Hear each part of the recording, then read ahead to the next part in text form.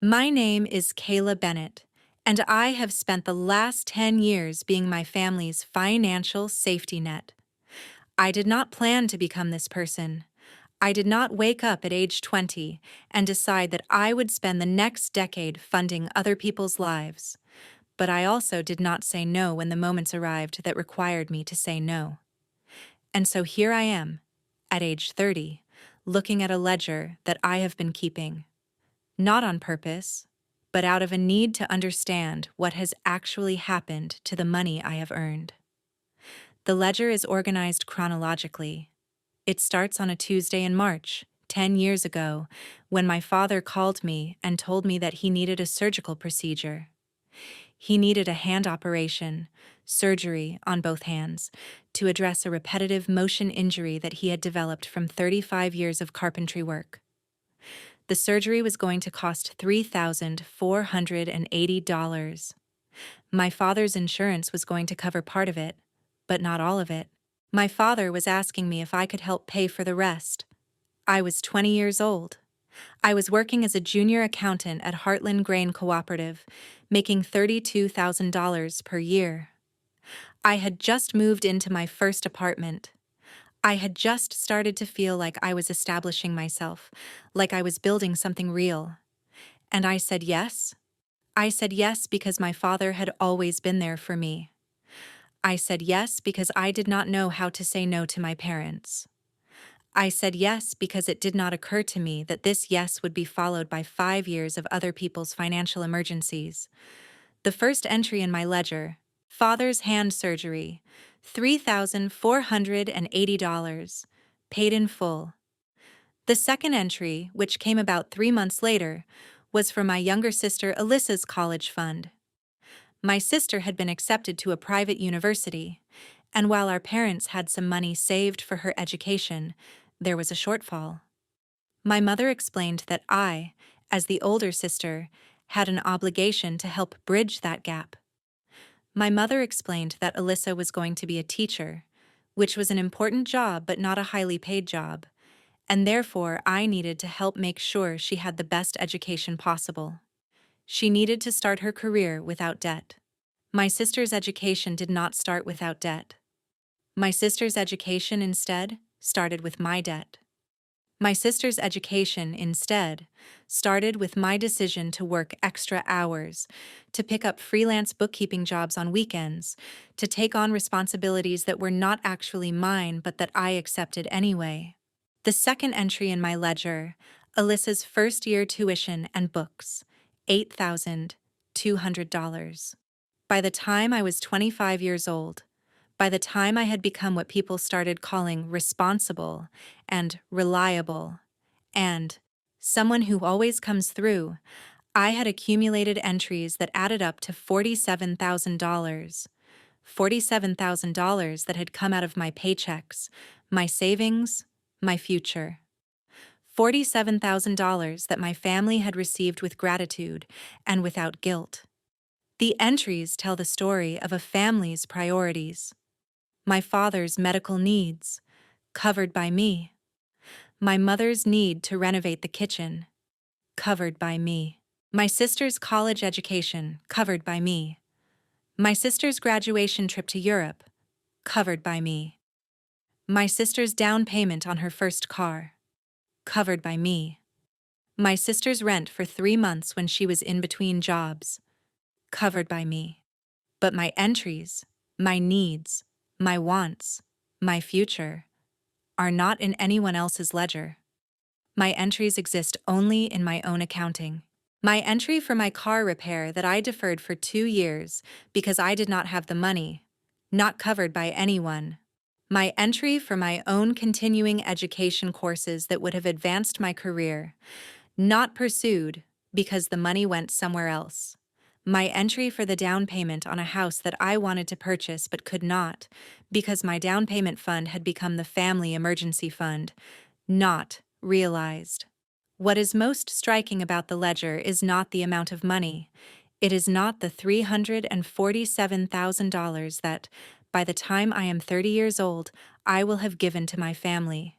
It is the deliberate mislabeling of what this money represents. This money is not a gift. This money is not charity.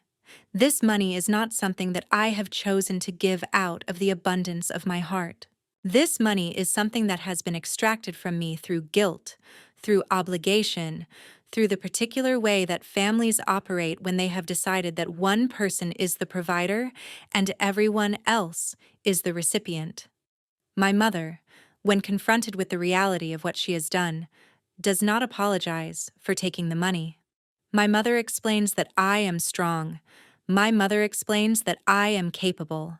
My mother explains that because I have these qualities, I must not need the same things that other people need.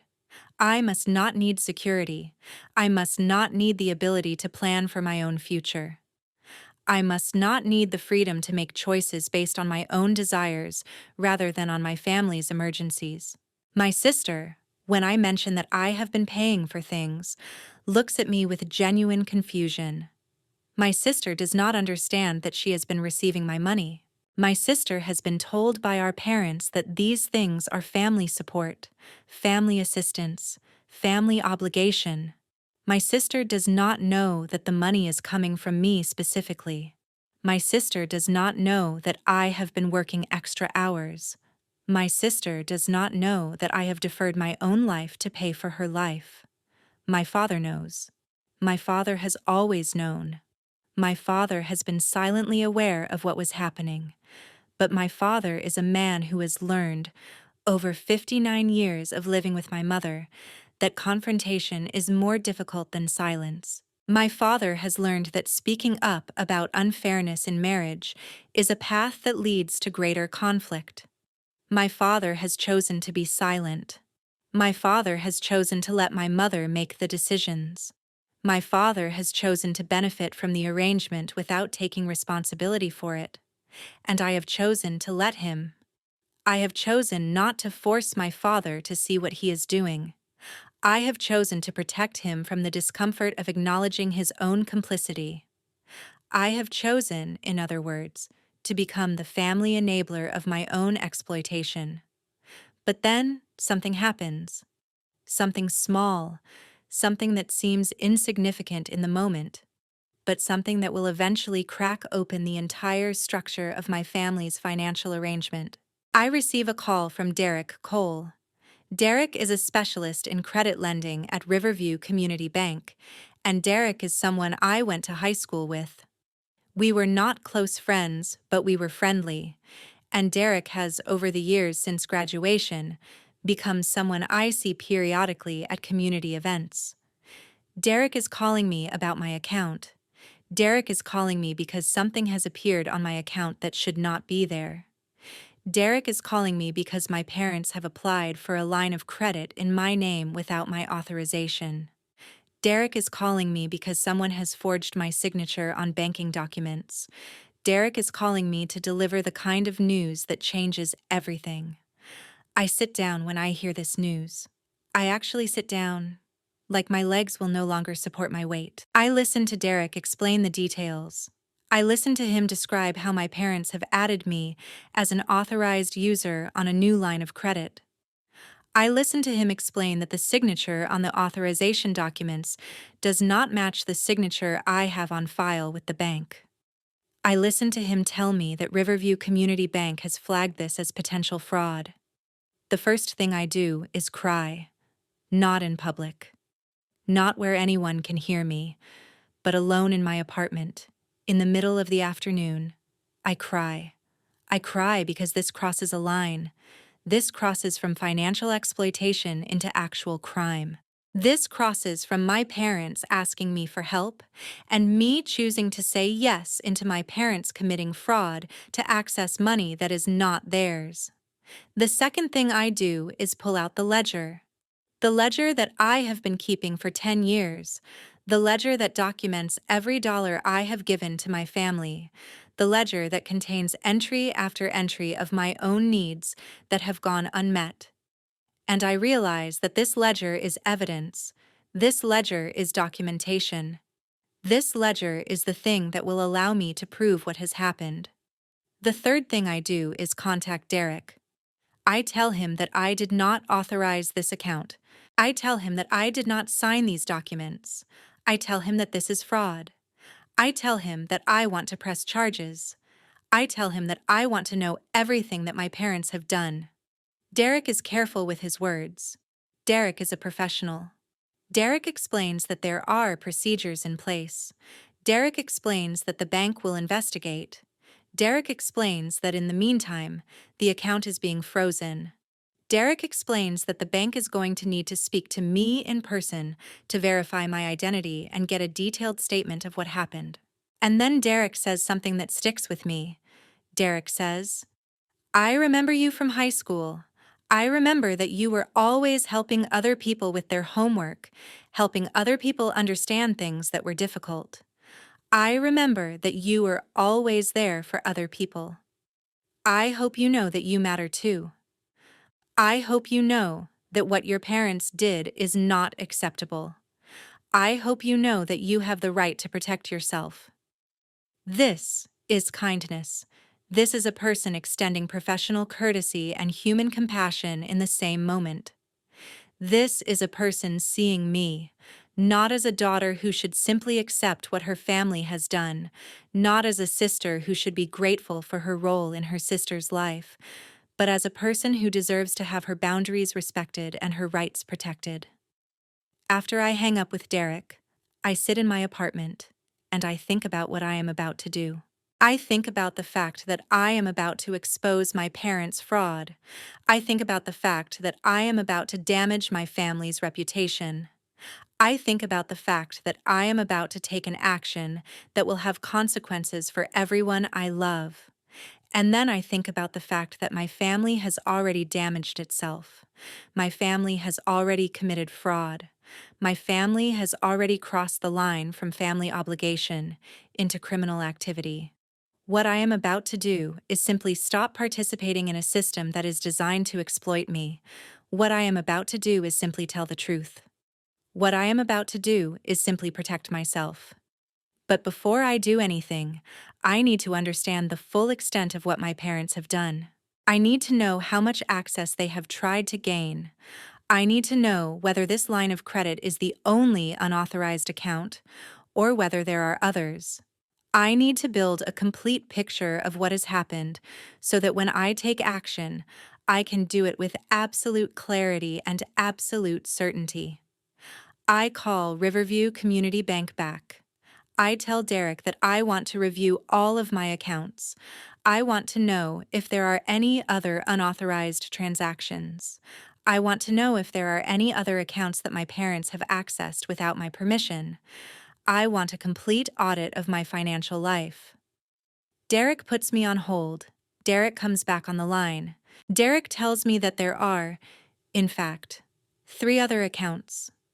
3 other instances where my parents have tried to establish credit in my name. 3 other attempts to access money that is not theirs. 3 other pieces of evidence that this is not a mistake, this is not a misunderstanding, this is deliberate and systematic fraud. I write this down. I write down every account. I write down every date. I write down every amount. And I add it to my ledger. Because now my ledger contains not just the money I have willingly given, but also the money that my parents have tried to take without my permission. Now my ledger is not just a record of sacrifice. Now my ledger is evidence of crime. The next morning, I wake up and I understand that my life is about to change. I understand that I am about to do something that cannot be undone. I understand that I am about to take an action that will damage my relationship with my family, possibly permanently, and I also understand that I do not have a choice. I do not have a choice because my family has already crossed the line. I do not have a choice because remaining silent would make me complicit in their fraud. I do not have a choice because the only way forward is through. I go to work. I go to Heartland Grain Cooperative, where I work as a senior accountant, and I sit at my desk, and I do my job. I do my job while my mind is running through the steps I need to take. I do my job while I am thinking about what it is going to take to report my own parents to law enforcement. I do my job while I am understanding that this is the moment where my life diverges into a before and an after. At 11 o'clock in the morning, I make an appointment with a lawyer. The lawyer is a woman named Patricia who specializes in financial crimes and fraud. The lawyer is someone who has been recommended to me by a colleague. The lawyer listens to my story without interrupting me. The lawyer looks at the documents that I have brought. The lawyer looks at my ledger. The lawyer looks at the bank statements. The lawyer looks at the signature comparison where Derek has overlaid my authorized signature with the forged signature on the fraudulent account applications. And then the lawyer says, "This is clear. This is absolutely clear. You have documentation. You have evidence. You have a credible witness in the bank employee who flagged the fraud. You have grounds to press charges. The question is not whether you can press charges. The question is whether you want to." This is the moment. This is the moment where I have to decide who I am.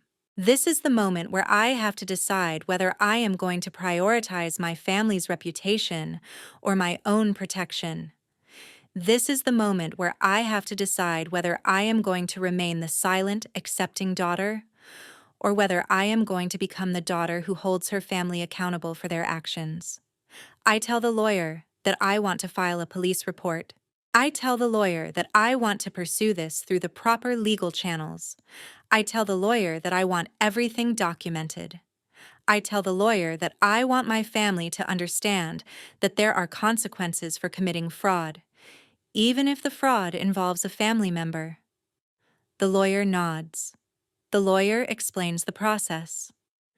The lawyer explains that I will need to give a statement to law enforcement.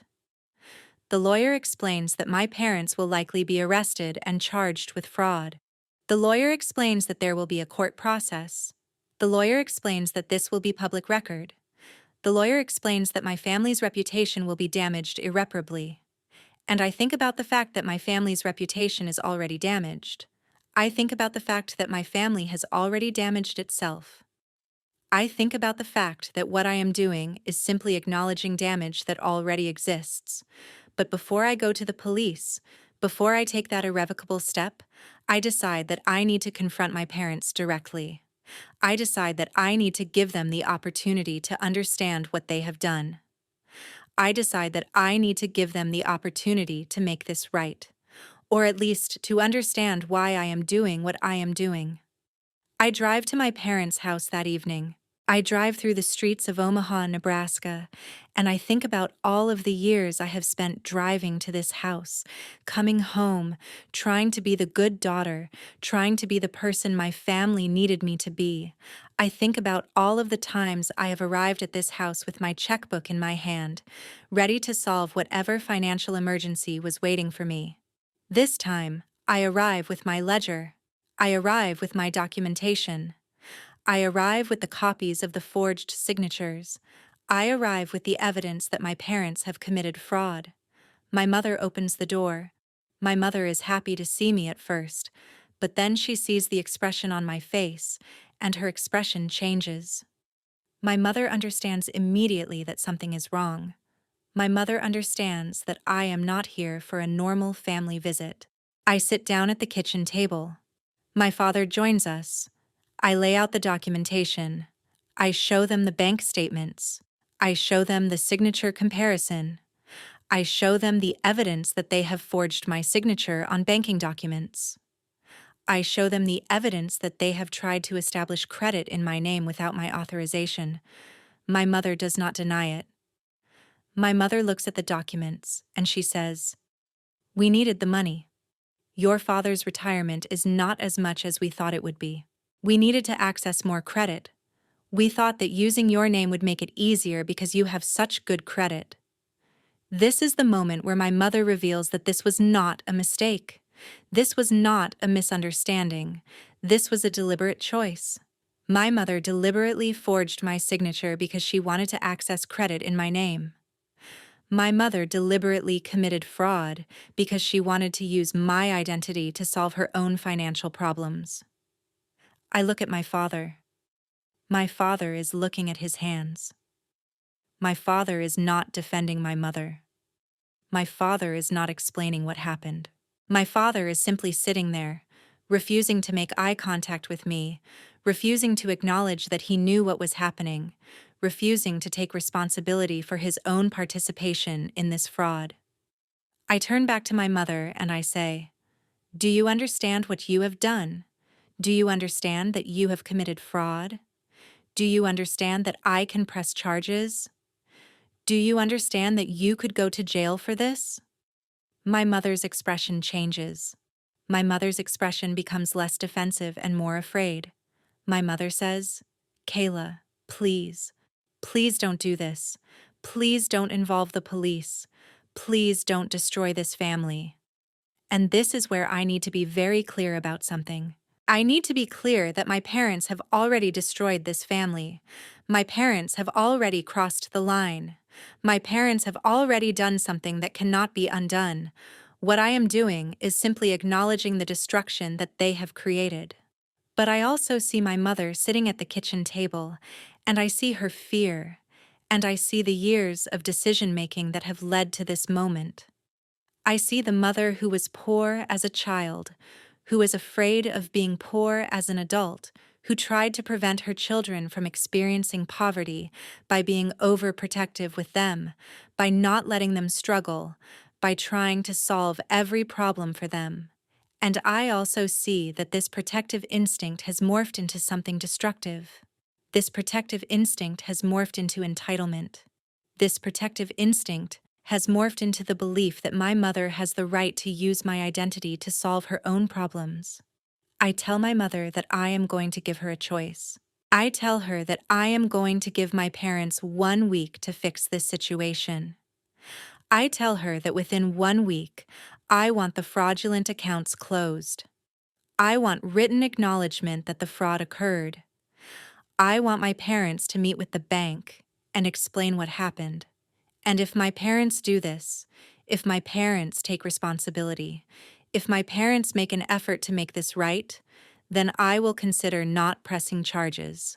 But I also tell my mother that if my parents do not take these steps, if my parents do not acknowledge what they have done and try to make it right, then I am going to go to the police.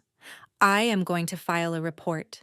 I am going to press charges, and I am going to let the legal system determine the consequences. My mother looks at me, and I see something in her expression shift.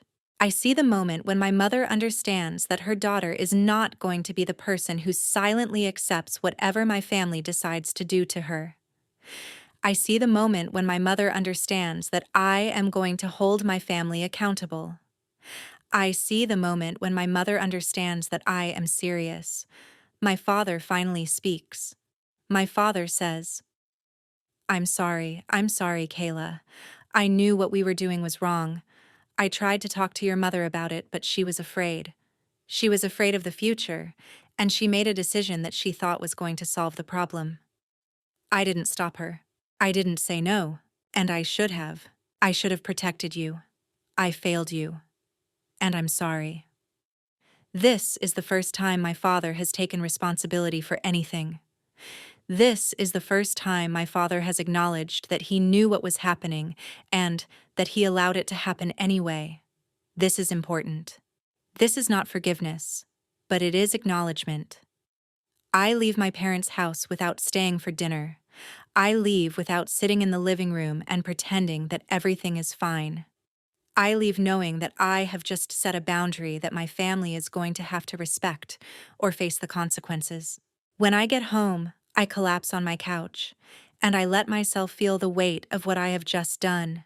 I let myself feel the reality that my relationship with my family has just fundamentally changed. I let myself feel the fear and the sadness and the regret that comes with having to enforce a boundary against the people who raised you. But I also feel something else. I feel relief. I feel the particular kind of relief that comes from finally telling the truth. I feel the relief that comes from finally saying no. I feel the relief that comes from finally protecting myself. The week that follows is the longest week of my life. I go to work. I do my job. I maintain my composure. And I wait to see whether my parents are going to take the steps necessary to make things right, or whether I am going to have to follow through on my threat to press charges. My parents call me several times during that week. My mother calls me crying, asking me to reconsider. My mother calls me begging me to not involve the police. My mother calls me explaining her fear, her desperation, her understanding that what she did was wrong. My mother calls me multiple times, and each time I listen to her, and each time I tell her that I need to see action, not words. My sister calls me. My sister is confused about what is happening. My sister has no idea that our parents have committed fraud.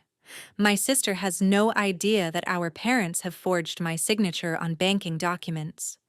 My sister has no idea that I have been the one funding her entire life. My sister is devastated when she finds out. My sister is devastated to learn that her education was paid for by my sacrifice. My sister is devastated to understand that she has been living off of my money while thinking that our parents were providing for her. I do not comfort my sister. I do not tell her that it is not her fault. I do not tell her that everything is going to be okay. I simply tell her that she needs to talk to our parents about what has happened and that she needs to understand the reality of the situation. On the 6th day of the week-long deadline, my mother calls me. My mother tells me that she and my father have gone to Riverview Community Bank. My mother tells me that she has met with Derek. My mother tells me that she has explained what happened. My mother tells me that she has provided written documentation of what she did. My mother tells me that she has authorized the bank to close the fraudulent accounts. My mother tells me that she has instructed the bank to provide me with a complete accounting of the situation. I verify this with Derek. Derek confirms that my mother came to the bank. Derek confirms that she has taken responsibility for what happened. Derek confirms that she has cooperated with the bank's investigation. Derek tells me that the bank is satisfied that this was a one-time incident, that there is no indication of ongoing fraud, and that the situation appears to be resolved from the bank's perspective. Derek also tells me something else. Derek tells me that my mother asked to speak with him privately after the meeting was over. Derek tells me that my mother said something that he thinks I should know. Derek tells me that my mother said, "I was afraid of being poor. I was afraid of struggling like I did when I was young, and I took that fear out on my daughters. I took it out on Kayla by treating her like she was a resource instead of a person. I took it out on Alyssa by overprotecting her and not letting her learn to struggle in healthy ways. I thought I was protecting them, but I was just hurting them. I'm sorry." This is the moment when I understand that my mother is actually taking responsibility. This is the moment when I understand that my mother understands what she has done. This is the moment when I have to decide what I am going to do with this understanding. I decide not to press charges. I decide that my mother has taken enough action to demonstrate that she is taking responsibility. I decide that continuing with legal action would not serve any purpose at this point. I decide that what I need to do now is to enforce boundaries, not to punish. So I do something else. I write a letter to my parents. I write a letter that outlines what is going to happen from this point forward. I write a letter that establishes clear boundaries. I write this letter in blue ink, as if the blue ink makes it more official, more permanent, more difficult to deny. In the letter, I explain that I will no longer be the financial safety net for my family. I explain that I will no longer be paying for family emergencies, family upgrades, family wants and needs. I explain that my money is my money, and I am going to be using it to build my own life, not to maintain my family's lifestyle. I explain that any loans that I make to my family will be in writing. I explain that any loans will include interest and a repayment schedule. I explain that I will no longer be making gifts of money to my family. I explain that I will no longer be the family bank. I explain that I will still be my family's daughter. I explain that I will still be my sister's older sister. I explain that I will still care about my family, but I explain that caring about family does not mean allowing them to exploit me. I explain that loving my family does not mean allowing them to commit fraud in my name. I mail this letter to my parents. I also send a copy to my sister. I also send a copy to my lawyer. I also keep a copy for myself. And then I make one final decision. I decide to freeze my credit. I decide to put a fraud alert on all 3 of my credit reports. I decide to take every step available to me to ensure that my identity cannot be used without my explicit authorization. I decide to protect myself in a way that I should have protected myself years ago. I contact the 3 major credit reporting agencies. I explain that there has been fraudulent activity. I explain that I want a fraud alert placed on my accounts.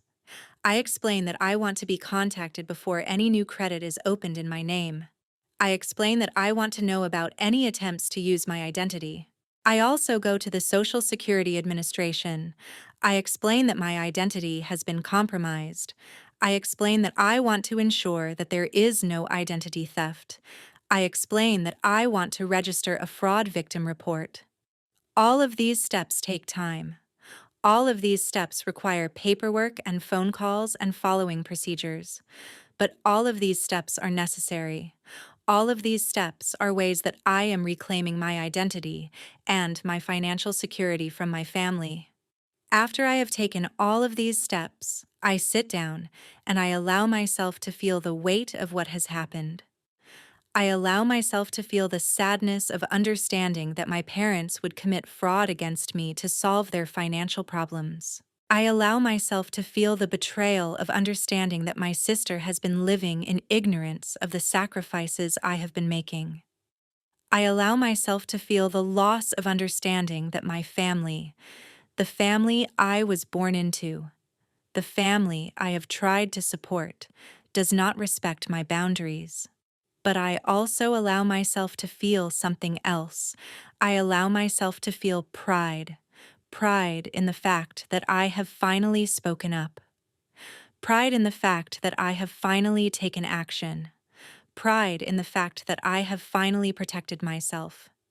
Pride in the fact that I have finally said no. 2 weeks after I send the letter, my parents ask if I will come to dinner with them. They suggest a restaurant in Omaha called The Heritage, which is a nice restaurant that we have been to before. They suggest that this dinner is an opportunity for us to talk, to reconcile, to move forward. I am hesitant about this dinner. I am hesitant about the idea of sitting across a table from my parents and pretending that everything is fine. I am hesitant about the idea of accepting their apology without truly believing that they understand what they have done. But I also understand that at some point, I need to take a step toward reconciliation. At some point, I need to accept that my parents have taken responsibility and move forward. I agree to the dinner. I suggest that we also invite my sister. I suggest that my sister needs to be part of this conversation because she has also been affected by what happened. My mother agrees to invite Alyssa. The night of the dinner arrives. I drive to the Heritage Restaurant in Omaha. I arrive early, and I sit in the parking lot for a moment, and I prepare myself for what is about to happen. I prepare myself to be in the same room as my parents. I prepare myself to hear their apologies. I prepare myself to decide whether I am ready to forgive them. My parents are already at the table when I arrive. My father stands up and hugs me. My mother stands up and hugs me. My sister is sitting at the table, looking nervous and sad. I sit down and I look at the menu, and I think about what I want to eat. My mother says, "Thank you for coming. We know that you didn't have to come tonight. We know that you could have decided to cut ties with us completely. We're grateful that you gave us this opportunity to talk." I nod, but I don't say anything. I don't say that I'm not here because I'm grateful for the opportunity. I'm here because I want my family to understand what they did to me. I'm here because I want to set clear boundaries for what the future is going to look like. The waiter comes to take our orders. I order a salad. My mother orders pasta. My father orders fish. My sister orders soup. And then I do something that I have done for the past 10 years at family dinners. I reach for the check when it arrives. I reach for my wallet. I prepare to pay for everyone's dinner. But this time, something different happens. This time, my father reaches for the check before I do. My father says, "No, I'm paying for dinner tonight." I look at my father, and I see that he means it.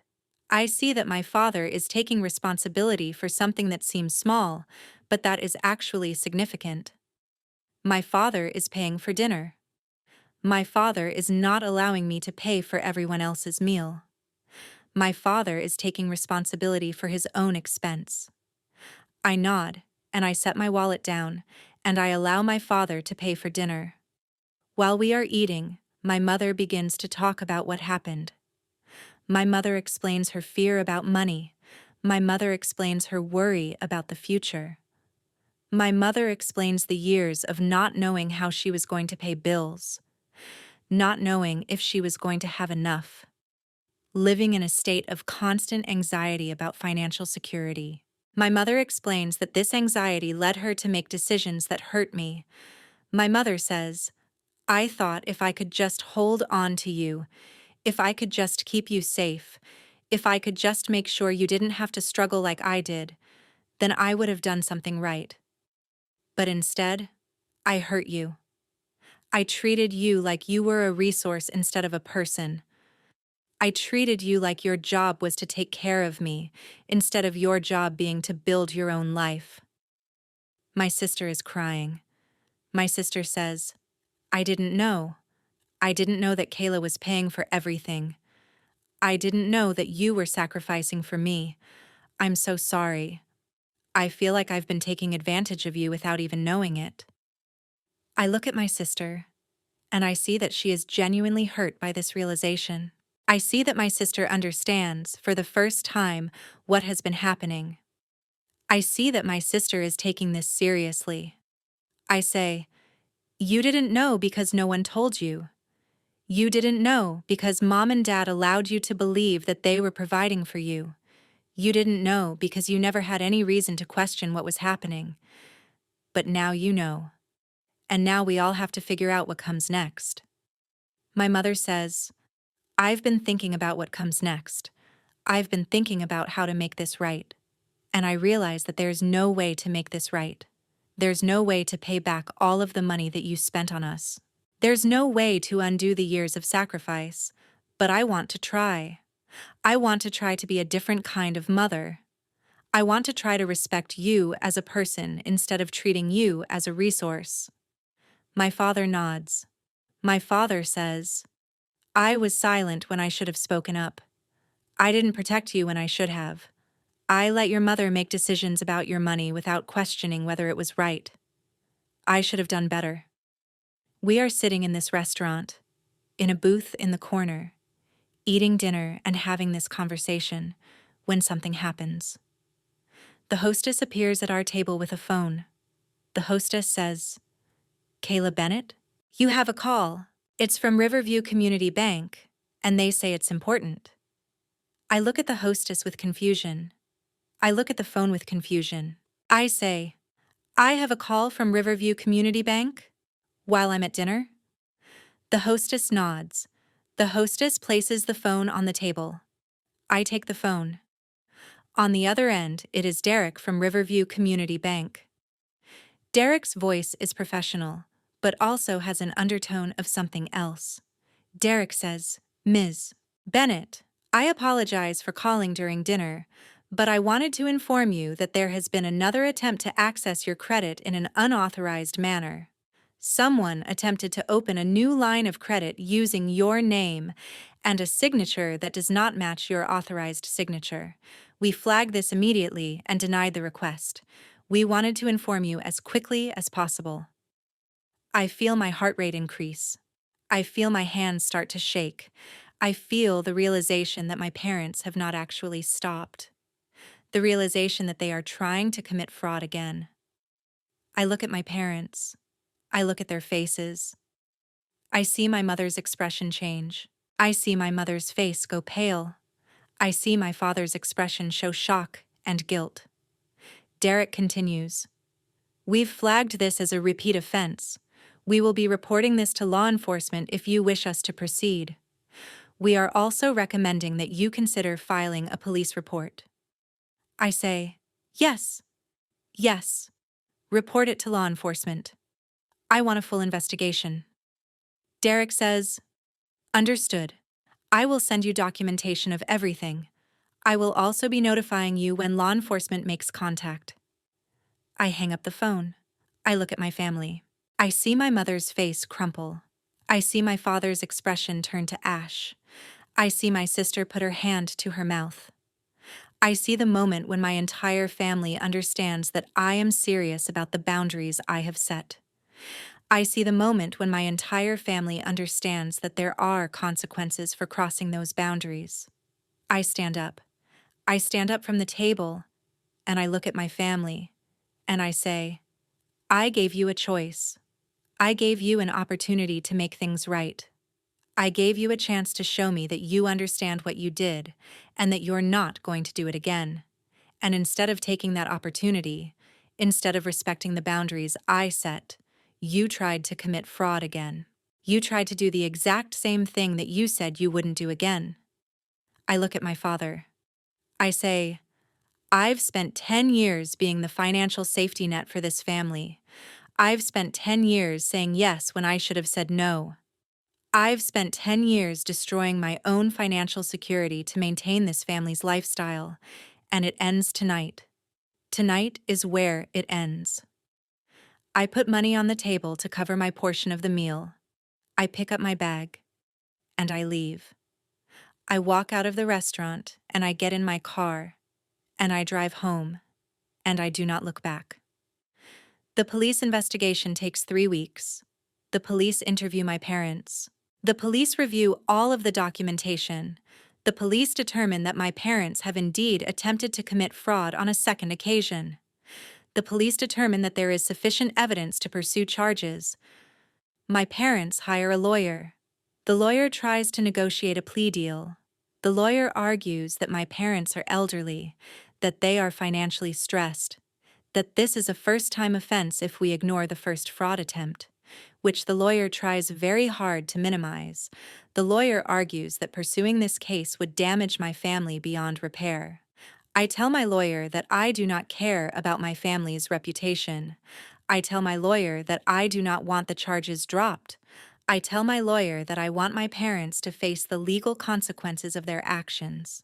I tell my lawyer that maybe facing those consequences is what will finally teach them that there are boundaries in this world, and that those boundaries include their daughter.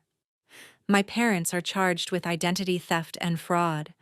My parents are required to appear in court. My parents are required to enter a plea. My parents enter a guilty plea because the evidence is overwhelming, because the documentation is clear, because there is no defense to what they have done. The judge sentences my father to 1 year of probation and requires him to attend financial counseling. The judge sentences my mother to 90 days in jail and requires her to attend financial counseling as well. The judge issues a restraining order prohibiting both of my parents from attempting to access my credit or financial accounts. I watch all of this happen from the courtroom. I watch my parents face the consequences of their actions. I watch my mother be taken into custody. I watch my father's face crumble as he realizes that his silence has not protected him, that his complicity has not shielded him from responsibility. And I feel something that I am not expecting to feel. I feel sad. I feel sadness for my parents. I feel sadness for the situation they have created. I feel sadness for the family that has been damaged by their actions. But I do not feel regret. I do not regret reporting them. I do not regret pressing charges. I do not regret holding them accountable. I do not regret protecting myself. In the weeks that follow, I receive letters. My father writes me a letter from home. He explains that probation is difficult. He explains that attending financial counseling is forcing him to confront his own complicity, his own silence, his own role in enabling my mother's fraud. He explains that he has come to understand that silence is not the same as protection. He explains that silence is a form of betrayal. My father writes, I have been a coward my entire life. I have let your mother make decisions, and I have stayed silent when I should have spoken up. I have allowed your sister to be overprotected, and I have allowed you to be exploited. I have done this because it was easier than confronting your mother. I have done this because I was afraid of conflict. But in doing this, I have hurt both of you. I have hurt you more than I could have hurt your mother by speaking up. I'm sorry. I understand that apology is not enough, but I want you to know that I understand now. I understand that my silence was complicity. I understand that my silence was a choice I made, and I choose differently now. My father also encloses a check. The check is for the amount that he spent on his hand surgery 10 years ago. The check is my father's way of saying that he is going to start repaying the money that I gave him. The check is small. It does not repay all of the money that my family has taken from me. But the check is symbolic. The check represents my father beginning to take responsibility for his own expenses instead of allowing me to be responsible for them. I deposit the check. I do not refuse it. I do not tear it up. I accept it as evidence that my father is trying to change. I accept it as evidence that my father is beginning to understand the boundary between his financial responsibility and mine. My sister reaches out as well. My sister explains that she has started repaying me for her college education. My sister has taken a job that pays better than her teaching job was paying. My sister has committed to repaying me $100 every month until my college fund has been completely repaid. My sister has also written me a letter explaining that she is sorry, that she did not understand, that she is working to understand now. My mother, while in jail, also writes me. My mother's letter is longer. My mother's letter goes into detail about her childhood, about the poverty, about the fear that has driven her decisions. My mother's letter acknowledges everything that she has done to me and to my sister. My mother's letter is not asking for forgiveness. My mother's letter is simply trying to explain, trying to provide context, trying to help me understand why a mother would do something so harmful to her daughter. I read my mother's letter multiple times. I read it while sitting on my apartment balcony. I read it while listening to the sound of traffic in Omaha below me. I read it while thinking about the complexity of families, the complexity of trauma, the complexity of love that has been distorted by fear. I do not immediately write back to my mother. I do not immediately forgive her. But I also do not immediately throw her letter away. I keep her letter.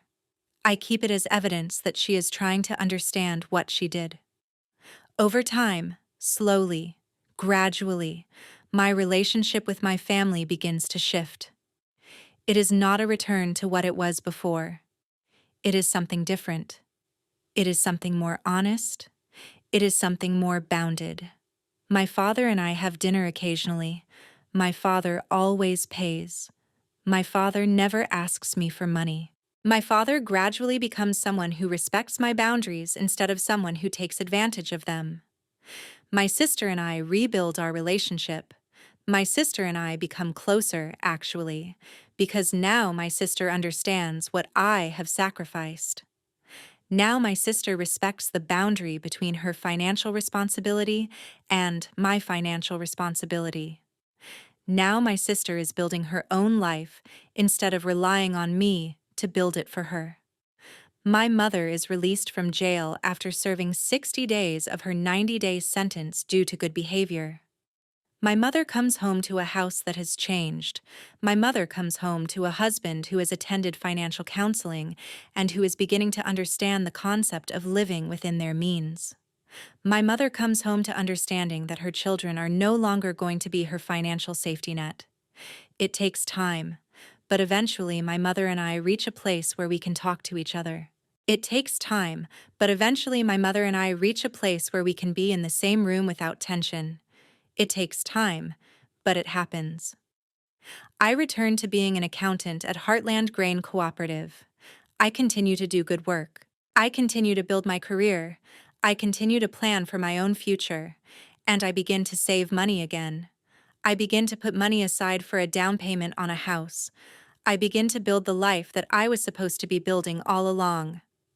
One evening, I am in my apartment, and I look at the ledger that I have been keeping. The ledger that documents all of the money I have given to my family.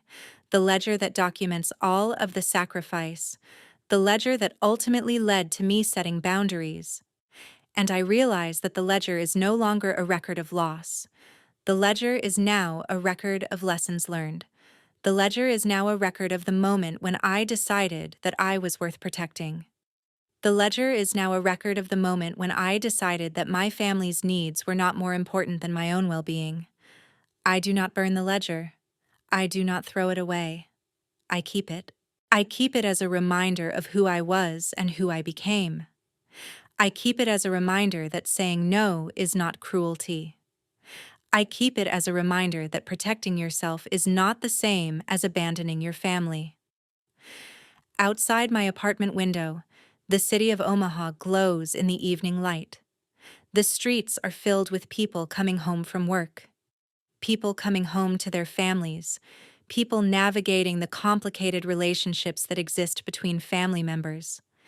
And I think about all of the people who, like me, have been trapped in the role of family provider.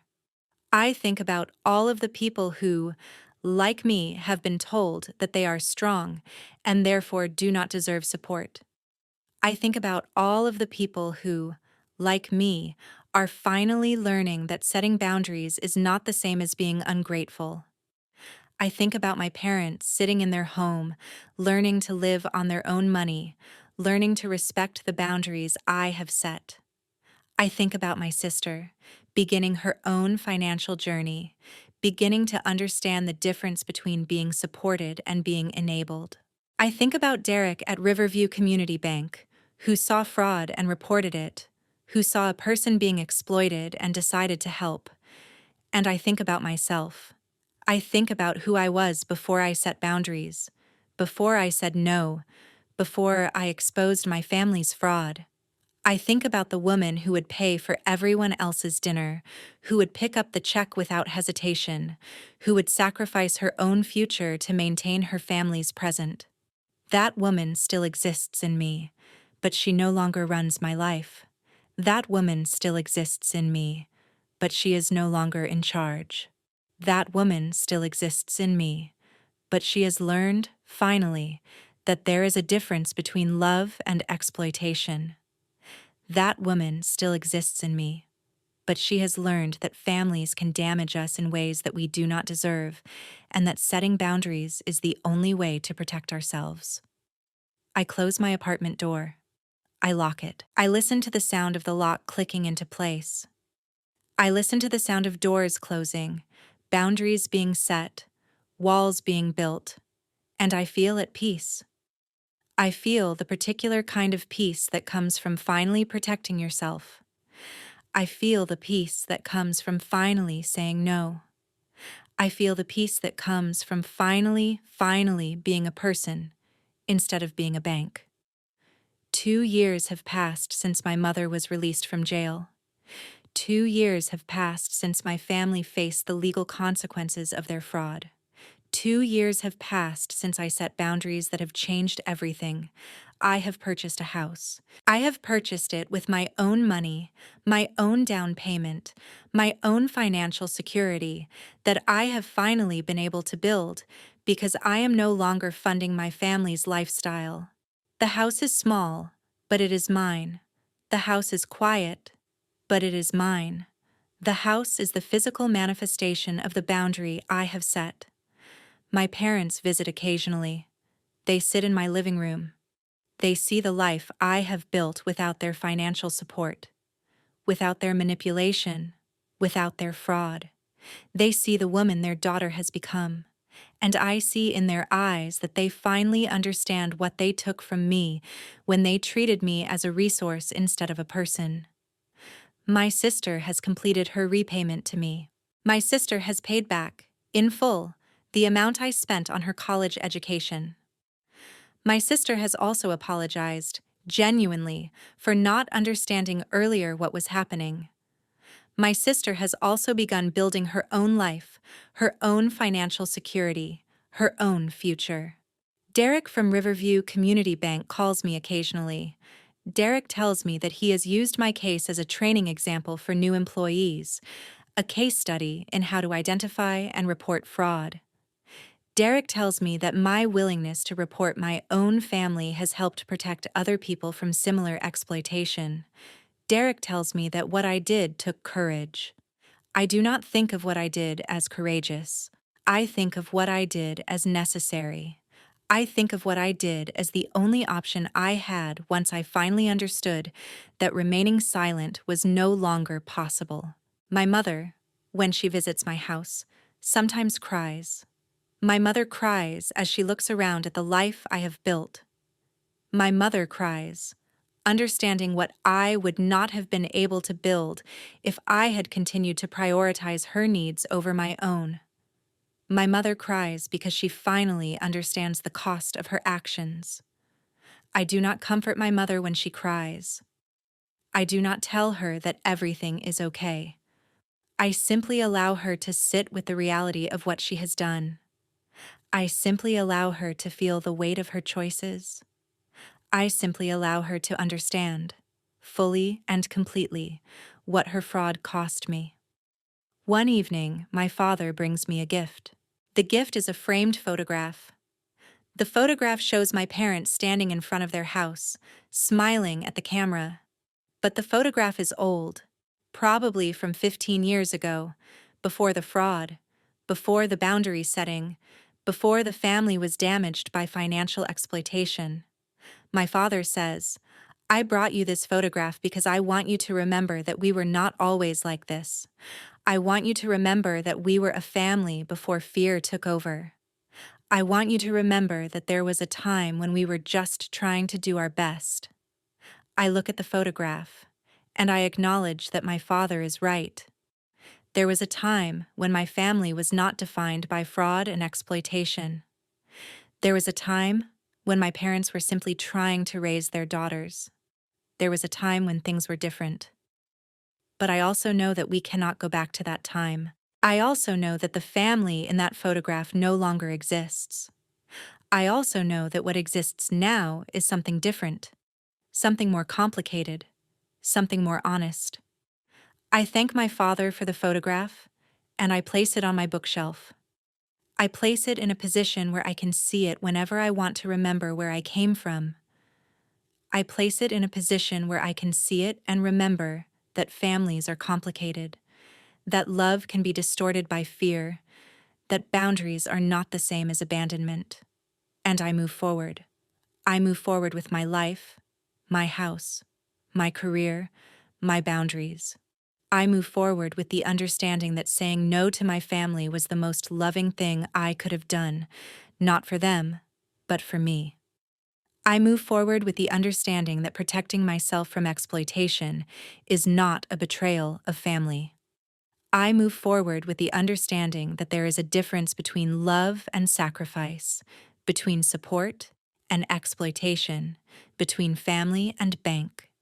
And I never again let my bank balance become my family's financial safety net.